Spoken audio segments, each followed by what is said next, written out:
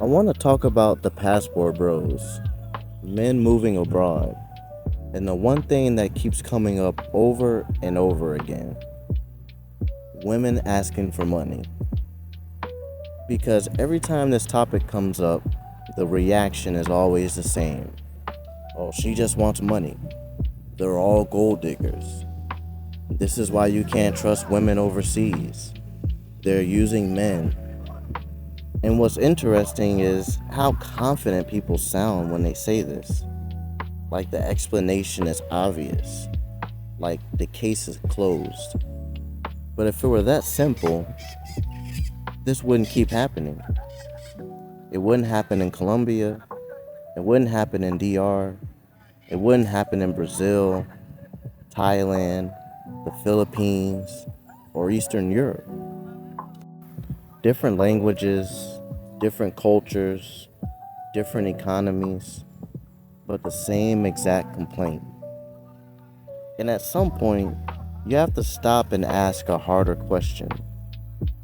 What if this isn't about bad women? What if it's about a collision between expectations that were never aligned to begin with? Because here's the part no one likes to say out loud. In a lot of these countries, especially in Latin America, the structure is different. Very different. Many women grow up expecting the man to provide, not as a bonus, not as a flex, but as a baseline. She handles the home, she handles the daily rhythm, and the man handles the money. That's not exploitation there. That's normal. But when men from the US hear that, something short circuits. Because back home, the rules changed quietly.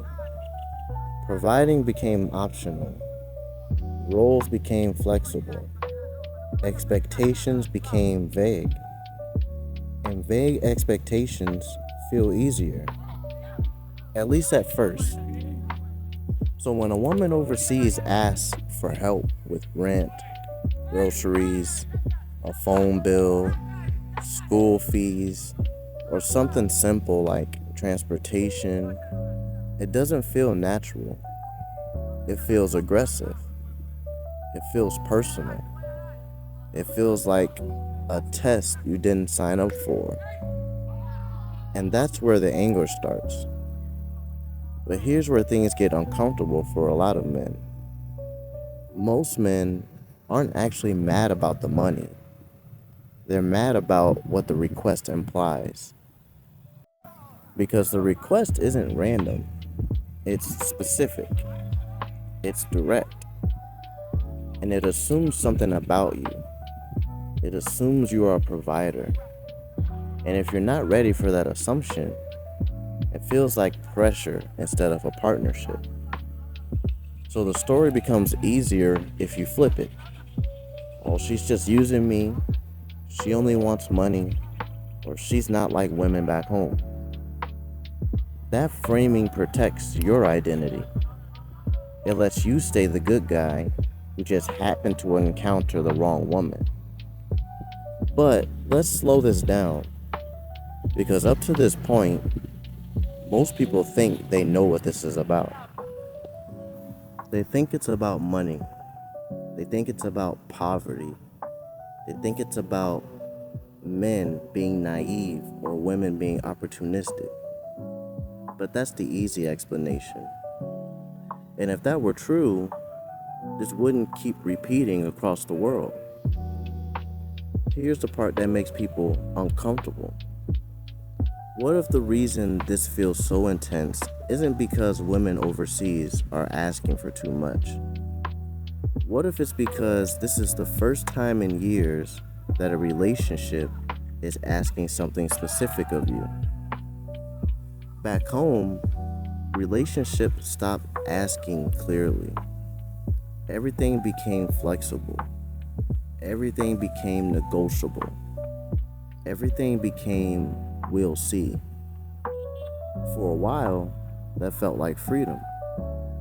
But freedom has a side effect no one talks about, and that is it removes friction. And friction is how you know where you stand.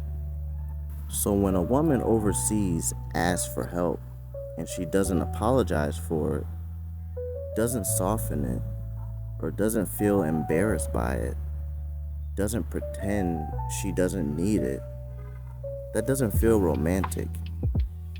It feels different. Not because of greed, but because of structure. And structure feels threatening when you're used to being optional. This is the moment something shifts internally for people. It's not anger, it's not exposure, because now you're not just being liked, you're being relied on. And reliance changes everything. It means if you disappear, something breaks. And for men who left the US to escape pressure, that realization lands really, really hard.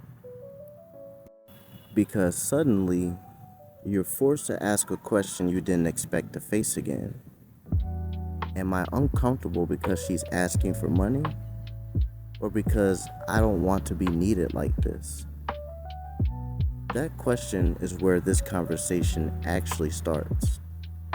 And if you miss that, nothing else will make sense. But here's the part that a lot of people don't want to admit. The reason this argument explodes online every single time is because everyone watching already knows which side they're on. Some men hear this and think that's exactly why I left. Others hear it and think that's exactly what I've been missing. Same situation, but opposite reactions. And that's where the conversation fractures. Because it's not about women. Instead, it's about identity. There are men who go abroad looking for peace. They want less chaos, less emotional negotiation, less uncertainty. But peace isn't the same as weightlessness. In many of these cultures, peace comes with responsibility baked in. You don't earn your place by vibes. You earn it by showing up consistently, financially included. So when a man says, she started asking for money and everything changed, what he's really saying is this: the relationship became real. And real relationships cost something, not just money. Real relationships cost you energy. They cost you reliability. They cost you presence. And for men who were burned back home, that feels dangerous. So the safest move is to frame it as exploitation. Because exploitation doesn't require self-examination. It doesn't ask whether you want a traditional structure or just traditional benefits. It doesn't ask whether you enjoy being desired but not depended on. It doesn't ask whether your freedom is actually avoidance dressed up as independence. And here's where the Dominican Republic comes into this. Places like Sosua get turned into symbols. People point and say, see, that's what happens there. But that misses the point. Because the same dynamic happens quietly in places that don't get talked about. In small towns, in normal neighborhoods, in relationships that never make it online, the difference is visibility. In the Dominican Republic, for example, the expectations are spoken.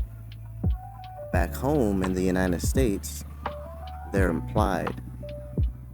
So when a woman overseas asks for money, she's not breaking the rules. She's following them. The question is whether you knew which game you were walking into and whether you actually want to play it. Because here's the part no one can answer for you. Some men genuinely don't want that structure, and that's valid. There's nothing wrong with that. But some men want the benefits of traditional roles without the obligations. And that contradiction is where most of the resentment lives. So when you hear a man say, all these women do is ask for money, listen more closely. Sometimes he's describing her, and sometimes he's describing the moment he realized what was being asked of him and didn't want to answer for it. That's why this topic never settles. That's why the comment section turns into wars. Because this isn't about right or wrong. It's about whether structure feels like safety or a trap. And everyone watching already knows which one it feels like to them. I'm not telling you what to think. I'm just pointing out why this keeps happening and why it probably is never gonna stop.